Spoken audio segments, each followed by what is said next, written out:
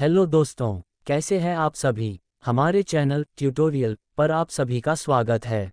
दोस्तों, आजकल सभी सीबीडीसी यानी सेंट्रल बैंक डिजिटल करेंसी के बारे में बात कर रहे हैं और हाल ही में भारतीय रिजर्व बैंक आरबीआई ने गैर बैंक भुगतान प्रणाली एनबीएफसी ऑपरेटरों को सीबीडीसी वॉलेट की पेशकश करने में सक्षम बनाकर CBDC central bank digital currency या ई-रूपी को ग्राहकों के व्यापक क्षेत्रों के लिए सुलभ बनाने का प्रस्ताव दिया है।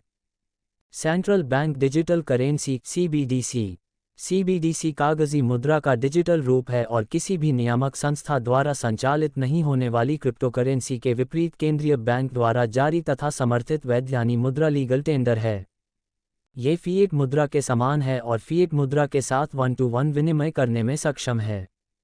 फिएट मुद्रा राष्ट्रीय मुद्रा है जो किसी वस्तु की कीमत जैसे सोने या चांदी की कीमत पर नहीं आंकी जाती है। ब्लॉकचेन द्वारा समर्थित वॉलेट का उपयोग करके डिजिटल फिएट मुद्रा या सीबीडीसी का लेन देन किया जा सकता है। ये लोगों को धन हस्तांतरण या फाइनेंशियल ट्रांजैक्शंस के साधन के रूप में क्रिप्टोकरेंसी से भी दूर रखेगा। वैश्विक रुझान। बहामास वर्ष 2020 में अपना राष्ट्रव्यापी सीबीडीसी सैंड डॉलर लॉन्च करने वाली पहली अर्थव्यवस्था रही है। नाइजीरिया वर्ष 2020 में एनेरा शुरू करने वाला दूसरा देश है। अप्रैल 2020 में चीन डिजिटल मुद्रा इसनी का संचालन करने वाला दुनिया की पहली प्रमुख अर्थव्यवस्था बन गया। भारत में इसे ई-रूपी कहते हैं। डिजिटल रुपया या ई-रूपी कागजी मुद्रा का डिजिटल रूप है। डिजिटल रूपी सीबीडीसी को जनवरी 2017 में प्रस्तावित किया गया था और इसे वित्तीय वर्ष 2022-23 में जारी किया गया। बैंकनोट्स की तरह ये सेंट्रल बैंक द्वारा विशिष्ट रूप से पहचाने जाने योग्य और विनियमित होगा। देयता आरबीआई के पास है। ये सुविधा ऑनलाइन और ऑफलाइन दोनों रूपों में उपलब्ध होगी।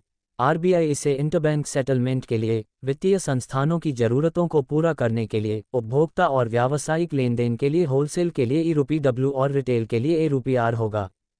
2017 में वित्त मंत्रालय में आर्थिक मामलों के विभाग मॉफ के तहत एक उच्च स्तरीय अंतर मंत्रालयी समिति आईएमसी का गठन किया गया था। भारत में आभासी मुद्राओं के शासन और उपयोग पर और डिस्ट्रीब्यूटेड लेजर टेक्नोलॉजी डीएलटी का उपयोग करके फिएट करेंसी के डिजिटल रूप की सिफारिश की गई थी। मॉफ के वित्तीय सेवा विभाग, इलेक्ट्रॉनिक्स और सूचना प्रौद्योगिकी मंत्रालय मेटी और भारतीय रिजर्व बैंक आरबीआई को एक विशेष समूह बनाने के लिए आमंत्रित किया गया था जो सीबीडीसी के कानूनी और तकनीकी विकास पर ध्यान देगा। 29 जनवरी 2021 को केंद्र सरकार ने क्रिप्टोकरेंसीज में ट्रेडिंग और निवेश पर प्रतिबंध लगाने के लिए एक बिल का प्रस्ताव रखा, जबकि आरबीआई को सीबीडीसी को विकसित करने के लिए कानूनी शक्ति दी गई, जिसे यूपीआई को संभालने से प्राप्त अनुभव का उपयोग करके प्रोग्रामेबल डिजिटल रुपया कहा गया। भारत सरकार coinage act 2011, foreign exchange management act FEMA 1999, information technology act 2000 और crypto currency and regulation of official digital currency bill 2021 में संशोधन पर काम कर रही है, जो देश में सीबीडीसी को नियंत्रित करेगा। वित्तीय सेवा विभाग, स्वास्थ्य और परिवार कल्याण मंत्रालय और राष्ट्रीय स्वास्थ्य प्राधिकरण ने 2 अगस्त 2021 को ई-रूपी, जो एक प्रीपेड व्यक्ति विशिष्ट उद्देश्य विशिष्ट वाउचर है जो क्यूआर कोड, जिसके लिए बैंक खाते की आवश्यकता नहीं है या एसएमएस स्ट्रिंग पर आधारित है, की शुरुआत की। भारत के 2022 के केंद्रीय बजट में वित्त मंत्री निर्मला सीतारमण ने 2023 से डिजिटल रुपये को शुरू करने की घोषणा की। आरबीआई ने सीबीडीसी फ्रेमवर्क को डिज़ाइन करने की प्रक्रिया 2022 में शुरू की थी। भारतीय रिजर्व बैंक एक्ट 1934 में संशोधन के साथ सीबीडीसी के लिए फाइनेंस बिल 2022 लागू हुआ। रिजर्व बैंक इनोवेशन हब आरबीआईएच अवधारणा का प्रमाण विकसित करेगा और लॉन्च से पहले पायलट प्रोजेक्ट चलाएगा। आरबीआई सब्सिडी रिसाव और भ्रष्टाचार को कम करने के लिए प्रत्यक्ष लाभ अंतरण डीबीटी में भी सीबीडीसी पर विचार कर रहा है। डिजिटल रुपये की संरचना या तो टोकन आधारित या खाता आधारित होगी। टोकन आधारित सीबीडीसी के लिए ये भौतिक नकदी के जैसा काम करेगा और खुदरा लेनदेन करने में सक्षम होगा। खाता आधारित सीबीडीसी बैलेंस शीट को बनाए रखने के लिए है और इसे संस्थागत स्तर के थोक लेनदेन के लिए माना जाता है। आरबीआई ऑफलाइन ट्रांजैक्शन सपोर्ट पर भी विचार कर रहा है। टोकन आधारित प्रणाली में एक सामान्य सार्वजनिक कुंजी पब्लिक की का उपयोग स्थानांतरण आरंभ करने के लिए किया जाएगा, जबकि निजी कुंजी प्राइवेट की जैसे उपयोगकर्ता परिभाषित पासवर्ड का उपयोग हस्तांतरण को पूरा करने के लिए सत्यापन उपकरण के रूप में किया जाएगा।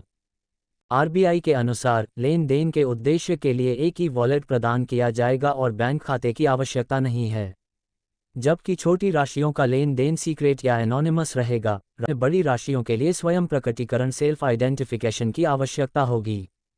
रुपए कमर्शियल बैंकिंग सिस्टम के बाहर होगा। आरबीआई के अनुसार सीबीडीसी उपयोगकर्ताओं के लिए एक अतिरिक्त भुगतान माध्यम होगा और यह मौजूदा भुगतान प्रणालियों को बदलने के लिए नहीं है। सीबीडीसी के पीछे का उद्देश्य बढ़ती डिजिटल अर्थव्यवस्था का समर्थन और प्रोत्साहन करना, भौतिक नकदी प्रबंधन की लागत को कम करना, एक कुशल मौद्रिक भुगतान प्रणाली बनाना और वित्तीय समावेशन को और बढ़ाना है।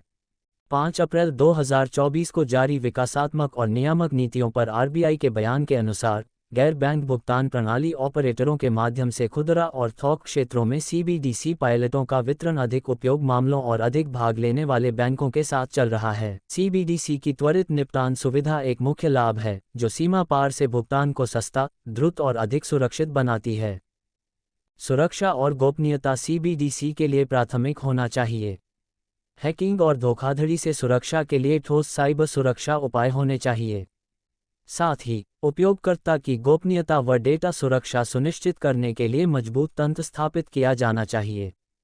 एनपीसीआई के अनुसार यहाँ जानने योग्य महत्वपूर्ण बातें हैं। रूपी क्या है? यूपीआई कैशलेस भुगतान की सुविधा के लिए एक बार उपयोग किया जाने वाला डिजिटल समाधान है, जो कि विभिन्न सेवाओं जैसे कि कोविड वैक्सीन, दान, कॉर्पोरेट उपहार वाउचर आदि के लिए विशिष्ट समाधान है।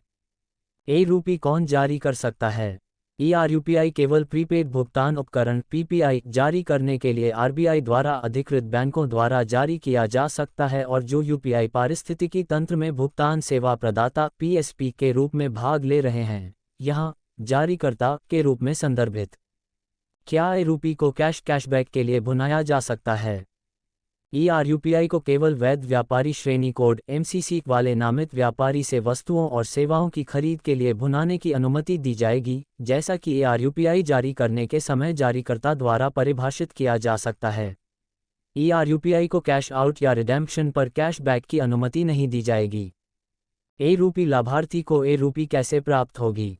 एक यूपीआई लाभार्थी QR या SMS स्ट्रिंग के रूप में यूपीआई प्राप्त कर सकता है। क्या भुगतान के लिए रूपी का उपयोग करने पर रूपी लाभार्थी पर कोई शुल्क लागू है? नहीं, रूपी लाभार्थी पर रूपी का उपयोग करने के लिए कोई शुल्क लागू नहीं है। तो ये थी सीबीडीसी से जुड़ी अभी तक की सारी जानकारी। हमारे साथ अंत तक बने रहने के लिए आपका धन्यवाद। अगर आपको जानकारी पसंद आई तो लाइक करें और शेयर करके ये जानकारी सब में बांटें और सब्सक्राइब करके बेल आइकन दबाना न भूलें। जय हिंद।